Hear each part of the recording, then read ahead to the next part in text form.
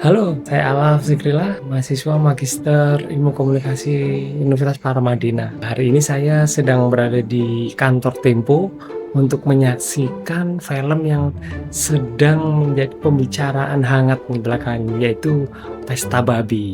Nah, sebelum saya nonton, saya akan mengajak kita semua untuk membongkar dan membedah pola komunikasi yang unik dari film ini, yakni terkait pembubaran film Pesta Babi. Nah, di sini saya memang nggak akan membahas isi filmnya ya, karena mungkin ada yang lebih expert. Tapi dari pola komunikasi untuk pembubaran dari film Pesta Babi ini itu sangat menarik apabila dianalisis dengan pisau-pisau ilmu atau dengan pisau-pisau teori komunikasi. Nah, berikut analisisnya.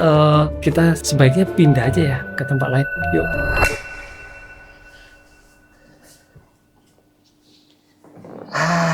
Di sini kan enak nih, terang. Oh iya, sebelum mulai, satu hal yang saya tegaskan di awal. Saya tidak membahas isi filmnya. Yang saya bedah adalah pola komunikasi di sekelilingnya. Dan pola itu berangkat dari satu kejanggalan yang akan saya tunjukkan sekarang. Kejanggalannya begini, film ini tuh berkali-kali dibubarkan di banyak daerah. Watchdog bahkan mencatatnya sebagai satu film dengan 21 intimidasi. Dan sampai video ini dibuat, itu terus ada intimidasi.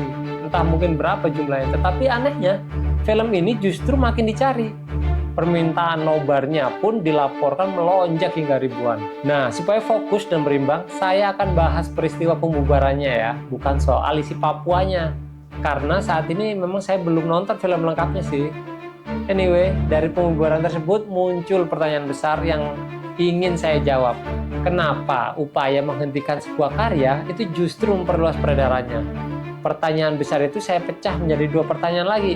Pertanyaan pertama, bagaimana para aktor membingkai pembubaran? Dan bingkai mana yang saling bersaing? Pertanyaan kedua, mengapa pembubaran justru memperluas penyebaran filmnya lewat jaringan sosial? Di sini sederhananya, pertanyaan pertama itu soal pertarungan makna, dan pertanyaan kedua soal pola penyebarannya. Dua sisi, satu peristiwa. Dan untuk menjawab dua pertanyaan ini, saya butuh dua pisau analisis. Saya mulai dari pisau pertama ya. Pisau pertama adalah teori framing dari Pepper, karya Moy, Texbury, dan Rinke. Framing menurut mereka adalah proses di mana media mengemas atau membingkai sebuah isu dengan cara tertentu untuk menentukan dan membentuk pemahaman, persepsi, serta perilaku audiens. Sekarang bayangkan satu kejadian itu difoto dari sudut berbeda, maka sudut yang dipilih akan menentukan apa yang terlihat dan apa yang tersembunyi. Nah, Texbury dan rekannya itu memakai definisi klasik dari Ant-Man yang membagi frame ke dalam 4 fungsi. Yang pertama definisi masalah, apa inti persoalannya, kedua penafsiran sebab, apa penyebabnya, ketiga evaluasi moral, baik atau buruk, dan yang keempat adalah rekomendasi solusi, bagaimana jalan keluarnya. Ada 3 konsep tambahan dari karya mereka. Yang pertama adalah advocate frame, siapa orang atau kelompok yang paling diuntungkan atau yang menyentir sudut pandang berita tersebut. Kemudian ada episodik versus tematik.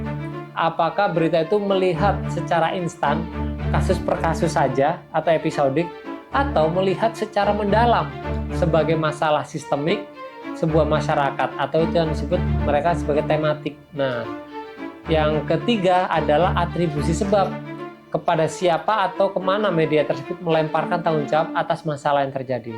Ingat 3 konsep ini karena nanti akan terpakai langsung di analisis. Itu pisau pertama. Sekarang lanjut pisau kedua. Pisau kedua ada teori difusi dan jaringan sosial dari Southwell. Gagasan dasarnya, informasi itu menyebar lewat jaringan antar orang, bukan hanya lewat isi pesan. Nah, Southwell menjelaskan adanya opinion leader yang menjadi simpul penyebar dan adanya jaringan laten, yaitu jaringan yang sudah ada tetapi belum bergerak sampai dipicu peristiwa tertentu. Dan ini poin yang paling penting untuk kasus kita. Southwell itu menegaskan informasi tetap bisa menyebar lewat jaringan sosial meski kanal resminya itu ditutup. Jadi posisinya jelas nih, framing dari Texbury itu menjelaskan pertarungan makna, sedangkan difusi dari Southwell menjelaskan pola penyebarannya. Dua pisau ini sudah siap, mari kita pakai. Dimulai dari analisis pertama nih. Analisis pertama itu adalah frame yang bersaing memakai 4 fungsi dari Ant-Man. Pihak pembubar itu memframe-nya itu begini. Masalah itu adalah potensi gangguan ketertiban dan provokasi. Sebabnya judulnya itu sensitif plus tidak ada izin keramaian dari acara nobar itu. Moralnya adalah keamanan dan keharmonisan adalah prioritas. Solusinya maka hentikan pemutaran filmnya. Kemudian ada pihak pembela, memframe-nya sebaliknya. Masalah itu adalah pembungkaman ruang publik. Sebabnya ada pada intervensi aparat dan juga pihak kampus. Moralnya, kebebasan berekspresi adalah hak konstitusional. Solusinya, maka hentikan intimidasi dan tindak pelakunya. Perhatikan ini, peristiwanya sama, tapi 4 fungsi tersebut diisi berbeda, sehingga kesimpulan publik pun ikut berbeda. Tapi pembahasan frame ini tuh belum lengkap karena ada pemain ketiga yaitu elit politik. Nah, analisis kedua ini dari konsepnya Textbury di mana ada atribusi sebab dan jenis bingkai.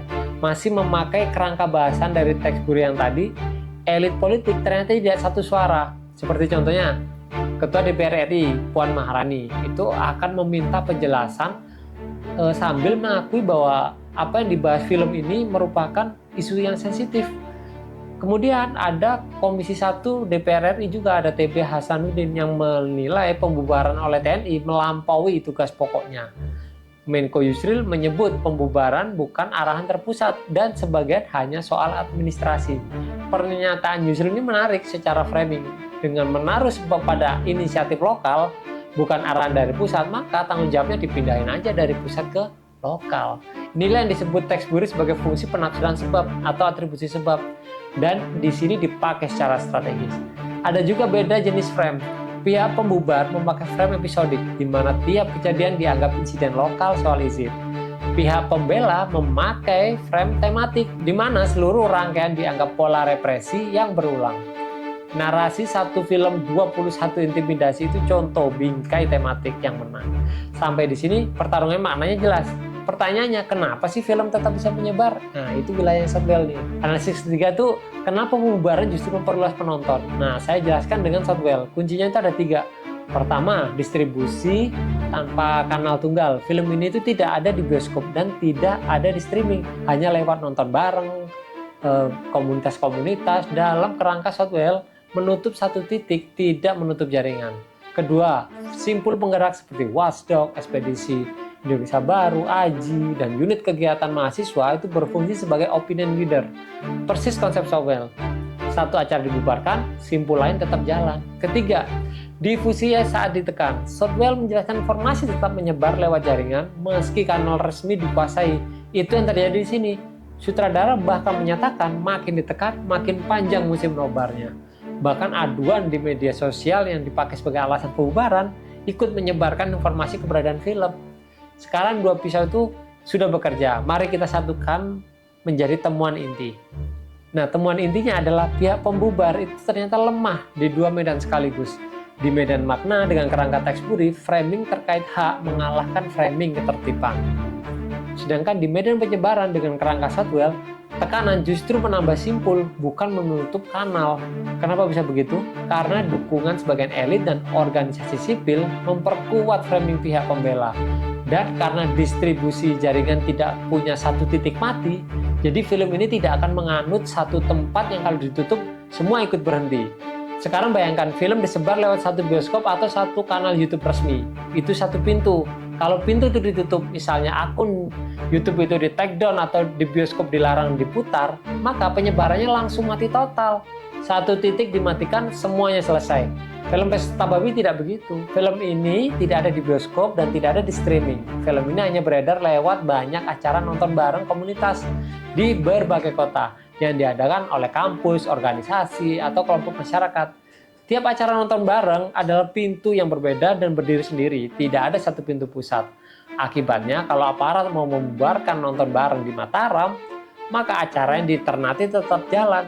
Kalau di Ternate dibubarkan, di Bandung tetap jalan. Jadi terus seperti itu. Mematikan satu titik tidak akan mematikan yang lainnya karena titiknya banyak dan tidak saling bergantung pada satu pusat.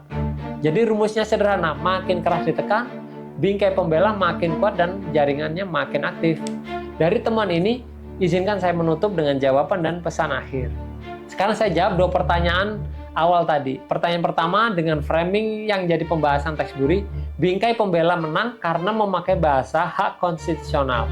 Pertanyaan kedua dengan divisi Southwell, film ini menyebar karena bergerak lewat jaringan, bukan satu kanal. Pesannya untuk komunikasi politik digital, cara merespon sebuah karya itu ikut menentukan nasib penyebarannya.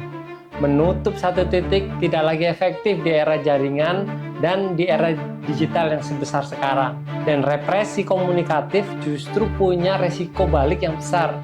Satu catatan penting sebelum saya tutup. Posisi saya di sini tetap berimbang ya. Saya tidak mau menghakimi siapa yang benar atau siapa yang salah dalam pembubaran nobar film Pesta Babi.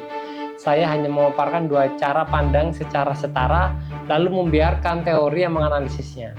Pada akhirnya, kasus ini tuh membuktikan satu hal. Makin sebuah film ditekan, makin besar rasa ingin tahu orang terhadapnya. Dan saya sendiri jadi penasaran, apa sih sebenarnya isi film Pesta Babi sampai nobarnya harus dibubarkan? Sekian presentasi dari saya, soalnya saya mau balik lagi nih ke tempat nobar. Ciao! Nah itu dia teman-teman pembahasannya. Sekarang saya mau lanjut nonton dan kayaknya aman ya. Nggak ada pembubaran di sini, apalagi Tempo sendiri pernah dikirim kepala babi juga kan. Insya Allah aman lah. Yuk, ciao. Saya mau nonton dulu.